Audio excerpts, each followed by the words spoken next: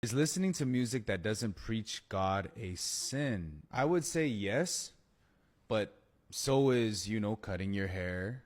So is wearing mixed linens. So, of course, music is kind of like lodged into your subconscious. So, I would say maybe yes, stay away from certain things. But at the same time, are you staying away from everything? Everything that you do, you should do for the glory of God, right? 1 Corinthians 10:31 says, in whatever you do, whether you eat, whether you drink, whatever you do, do it all for the glory of God. There's no verse specifically in the Bible that says, thou shalt not listen to secular music, obviously.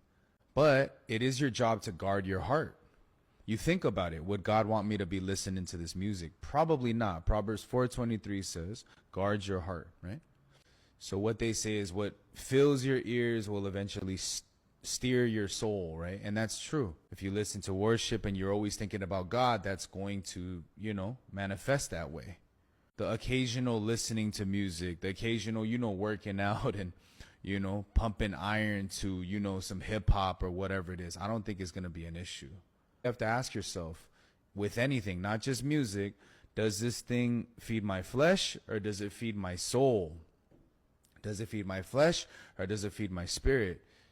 Does it stir temptation or does it stir truth, right? That's the things you have to ask yourself. I can't tell you yes and no to this and that and whatever, right?